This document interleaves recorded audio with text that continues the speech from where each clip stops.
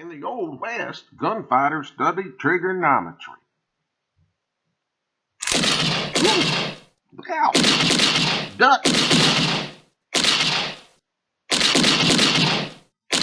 Ooh. You son Ooh.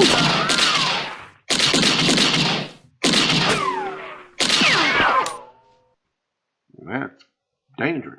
I think I'll just stick to teaching math.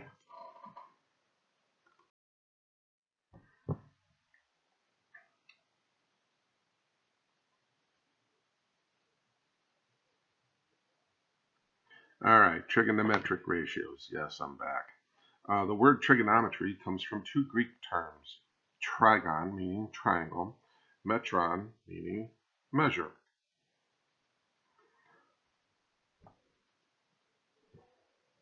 Trigonometric ratio is a ratio of two sides of a right triangle.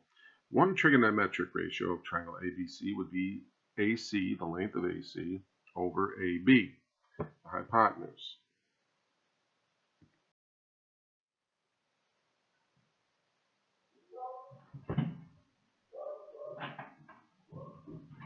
Okay, by angle-angle similarity, a right triangle with a given acute angle measurement is similar to every other right triangle with the same acute angle measure. Therefore, trigonometric ratios are a constant for a given angle measure. If you want to think about it this way, let's assume that we just keep dropping perpendicular segments from the hypotenuse down. Every one of these triangles that I'm drawing in here would be similar to the large original triangle. But there's a difference, there's a relationship between each of these ratios of these segments and, let's say, this distance here.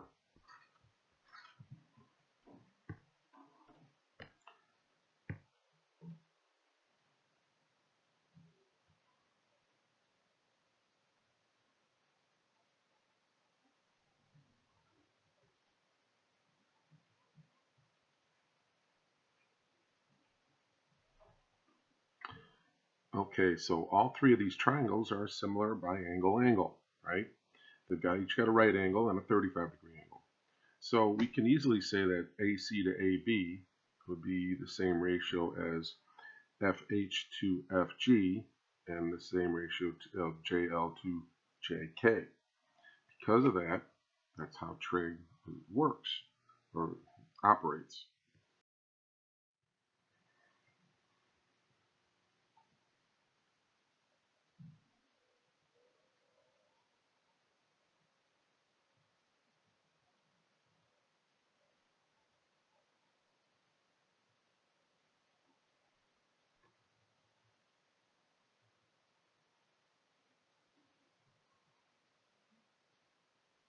Okay, so the first trig ratio we're going to discuss is sine. So if triangle ABC is a right triangle with acute angle A, then the sine of angle A, written sine, okay, it's not sin, but sine A, is the ratio of the length of the leg opposite angle A, the opposite to the length of the hypotenuse. So sine of A is the opposite over the hypotenuse, or A over C. Sine of B is always the opposite over the hypotenuse, which would be B over C. Whenever we work in trig, we always use a small cap letter that is opposite the angle. So in this case, if you want to take a look at this, angle A will always be opposite variable A, and angle B will always be opposite variable B. And it's pretty much a given that C is always the hypotenuse.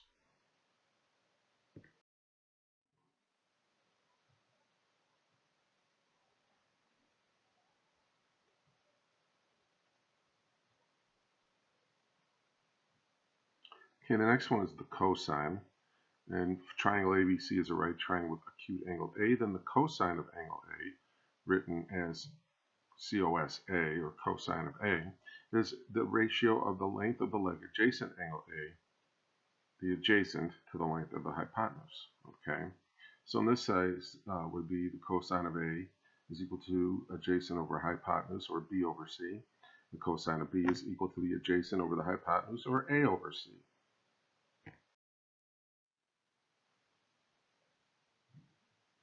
And the last is the tangent.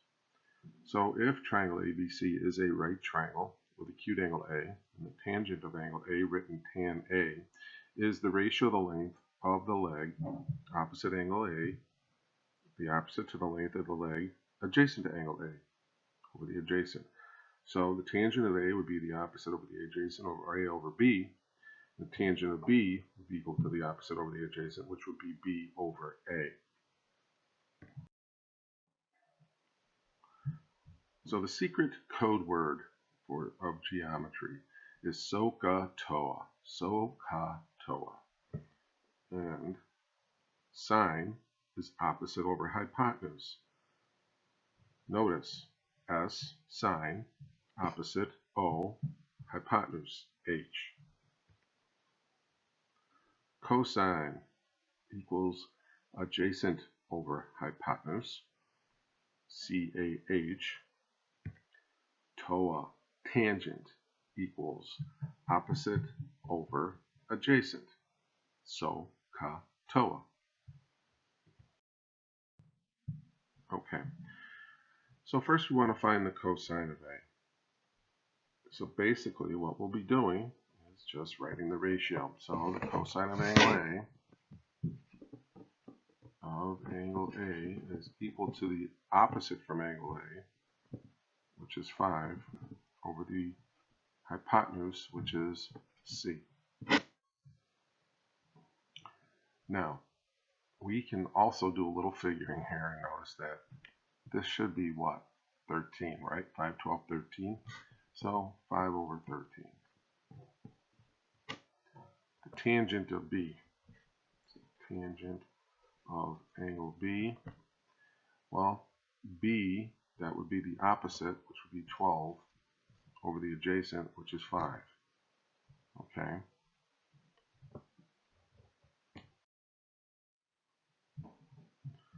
Alright. So the sine of A, opposite over hypotenuse, which would be 3 over 5. Cosine of angle A, 4 over 5. The tangent of angle A would be the opposite, 3 over the adjacent, which is 4. The sine of angle B would be the opposite, 4 over the hypotenuse, which is 5. The cosine of angle B would be the adjacent, which is 3 over the hypotenuse, which is 5. And the tangent of B would be the opposite over the adjacent, which would be 4 over 3. Now, let's see if we notice some things here.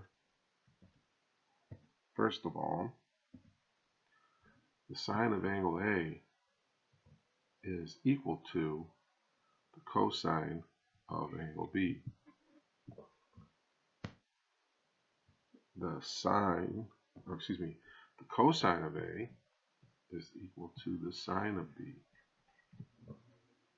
And, last but not least, you'll notice the tangents are reciprocals.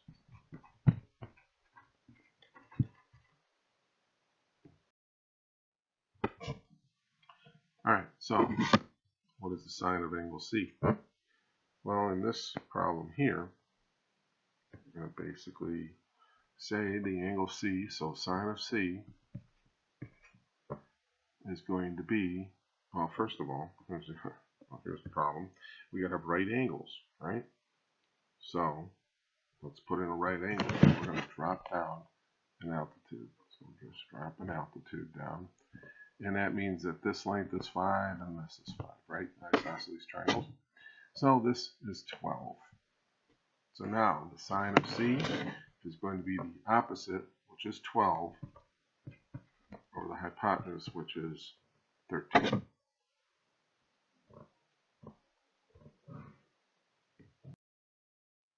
Okay, use the fact that the tangent of 40 degrees is 0.8391 to find the height of the tree to the nearest foot. So, the first thing you're going to do, and if you do this on a calculator, basically what you're going to do is say this is the opposite, always label it, this is the adjacent. So, the opposite over the adjacent. So, the tangent of 40, and if you use your calculator, sometimes this is even easier. So, the tangent of 40 is equal to h over 50 feet. Now, before I start plugging trig functions into my calculator, I do like taking care of the algebra first, because I only want to have to do one set of algebraic, or one set of calculations. So I'm going to multiply each side by 50. So 50 times the tangent of 40 equals h. So if you've got a calculator, graphings are the best with this because you can actually see what you're doing. You can plug in 50 times tangent 40. So I hit 50 times tangent of 40. And I hit enter, boom, and I get 41.955. So the height, h, to the nearest foot is 42 feet.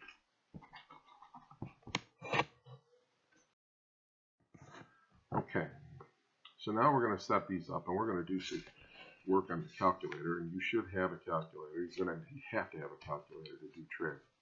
So I'm going to look at this, and I'm going to say, okay, I have here, start labeling things on the picture. I have the opposite, I have the adjacent, I'm going to use the tangent. So the tangent of 25 is equal to the opposite, which is x, over 18. Multiply each side by 18. 18 times the tangent of 25 is equal to x. So take my calculator, handy dandy calculator time. 18 times the tangent of 25, hit enter, and I get 8.39354. So let's say we want to go to the nearest tenth, right? So x is approximately 8.4. Right? So we're going to go to the nearest tenth on all of our work here today. Next problem.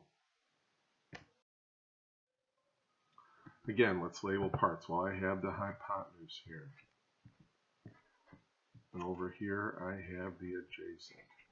So I'm going to use the cosine of 70 is equal to the adjacent over the hypotenuse.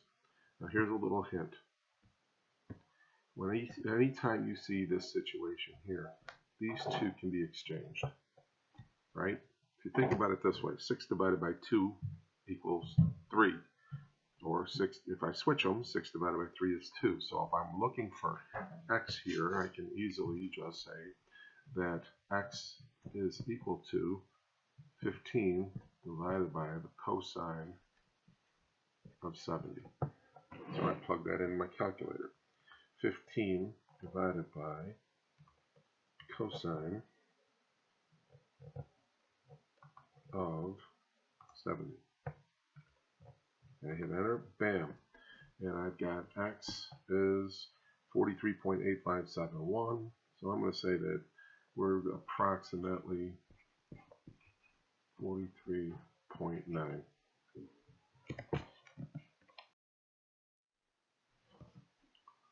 And I've got a blank screen here, that's fine. Oh, inverse trigs.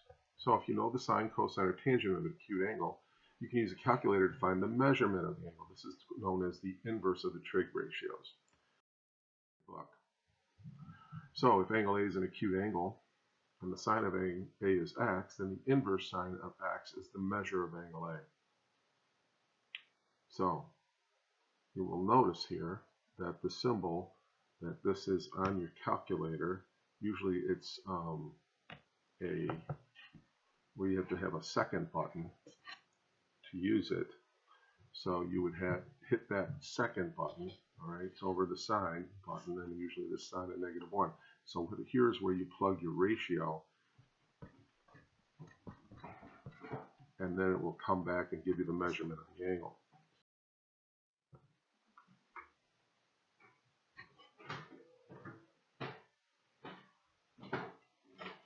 And I'm repeating this slide again for some reason. And let's go on with it. Okay, inverse cosine. If angle A is an acute angle and the cosine of A is x, then the inverse cosine of x is the measure of angle A. So the cosine of A is equals to x, then the cosine of -1 of x, or A, excuse me, equals the measure of angle A. Last one, inverse tangent. So if angle A is an acute angle and the tangent of A is x, then the inverse tangent of x is the measure of angle A.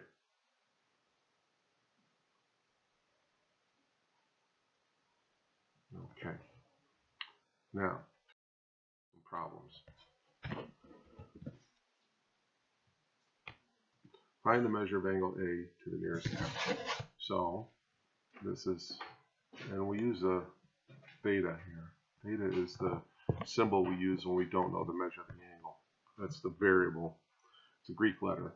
It's like, looks like a circle with a line, or excuse me, like an oval with a little line across it. Okay, so A, I know that this is the opposite, and I know this is the hypotenuse. So I know that the sine of theta is equal to the opposite, which is 18 over the hypotenuse. So this means that the sine of -1, all right, the inverse of the sine of 18 over 27 is equal to theta, right? So we can just take our calculator now and plug that in. So you're going to look for the inverse of this, and you're going to plug that in, and I just put 18 divided by 27 right in the parentheses on my calculator. If you don't have a calculator like that, then you'll have to divide 18 by 27 and then use your second key and then hit the sign key then, and then that'll give this back. So you should get for an answer 41.8103. So angle A, measure of angle A, is approximately 41.8 degrees. Find the measure of angle A to the nearest tenth. Real quick also note is you want to make sure your calculator is in degrees and not radians. You're going to get crazy answers if you're in radians. Make sure you check that. Okay, so find the measure of angle A to the nearest tenth. So we're going to put theta here. And we're going to say here's the opposite. And here's the adjacent. Therefore, we're going to use the tangent. So we're just going to go to the tangent of -1 of opposite, which is 6, over the adjacent, which is 20, will equal theta, right? So I go ahead and plug it into my calculator. And I put 6 divided by 20 in to that trig function, and I hit enter, boom, and I get 16.6992. So for me, it's going to be the measure of angle A is approximately 16.7 degrees. Find the measure of angle A to the nearest tenth. Again, we're right here, so I'm going to put my theta right here, and I have the adjacent, and I have the hypotenuse. So we're going to use the cosine of -1. Oops, you know what? That's ugly.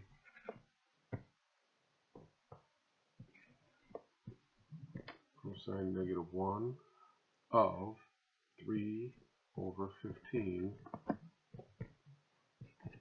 is my theta. So calculator, plug it in, cosine -1, 3 divided by 15. I don't even reduce it, I just plug it in. And I end up with 78.463.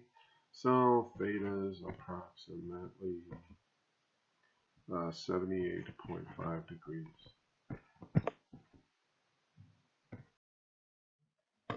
Alright, solve the right triangle. Round side measures to the nearest tenth and the angles to the nearest degrees. Okay, so I don't have any angle measurements other than my 90s. So the first thing I'm going to do is I'm going to solve for xy. Because that's a given, right? We need to have an hypotenuse. We don't have to do it first, but we can choose any order we want. Okay, so actually let's save it. Let's go to an angle. So let's go to angle x. So here's my angle x, right? I'm going to make angle x my theta. Okay, so I'm going to use the tangent. So tangent -1 of opposite 9 over adjacent 5 is equal to theta. So I'm going to plug that in.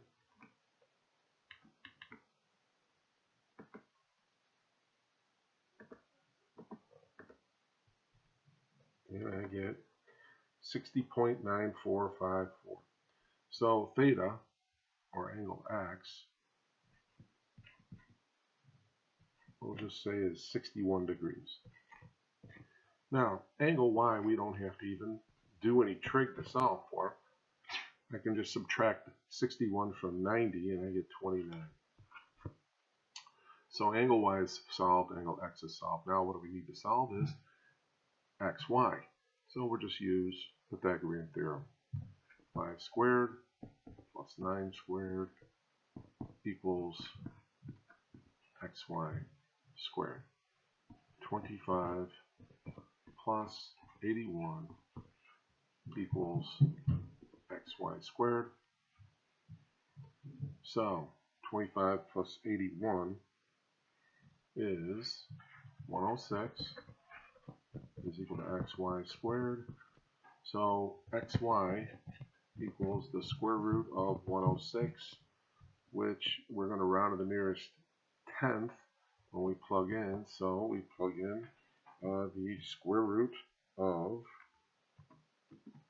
106, hit enter, and I got 10.2956, which is approximately 10.3. And we're done, we solved it.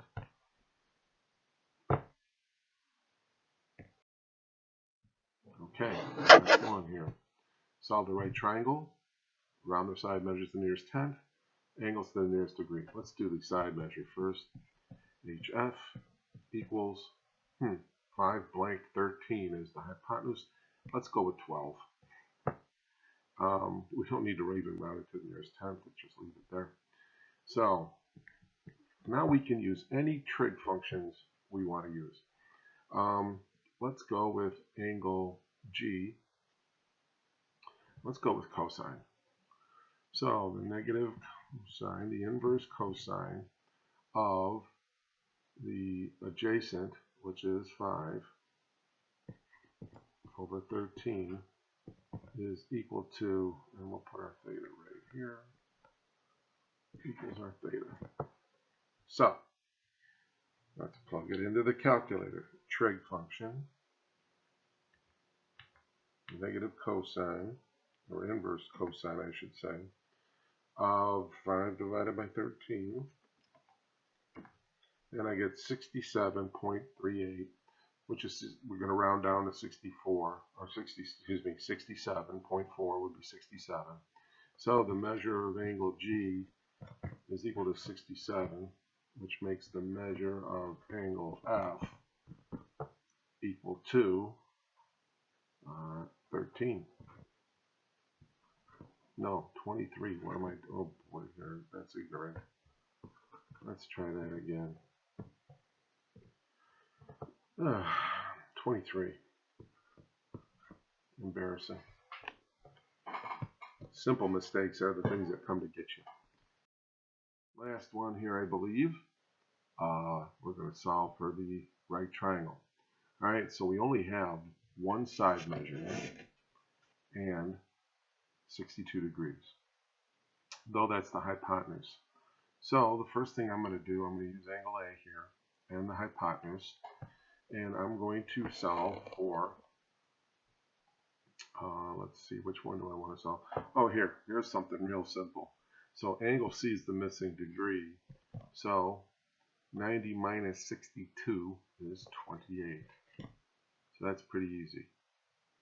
So then the next one we're going to solve for is, let's go for AB.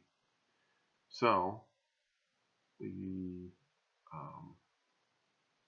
cosine of 62 is equal to the adjacent AB over the hypotenuse, which is 10. So 10 times cosine of 62 is equal to AB. So 10 times cosine of 62, and hit enter. Bam. And I got 4.69472. So that's going to be 4.7. So AB, we'll use this here, is approximately 4.7. Now you can use the Pythagorean theorem if you wish, but I'm going to do a little more trig. So I'm going to say now, because from 62 this is the opposite, I'm going to use the sine of 62 equals BC over 10. So 10 times the sine of 62 is equal to BC. So 10 times sine of 62. Hit enter. I got 8.8294, so 8.8. So BC is approximately 8.8. And if you wanted to, you could probably plug those into the Pythagorean theorem, and they should come out pretty close. And for kicks and giggles, I'm actually going to do it real quick. 4.7 squared plus 8.8 squared, keeping in mind that's equal to 99.53 because we rounded down, and both of these are going to be off a little bit. And you take the square root of that, the square root of 99.53, I think it might be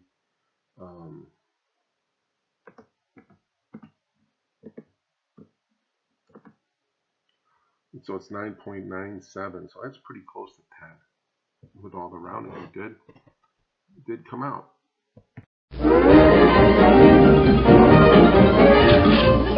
That's all, folks.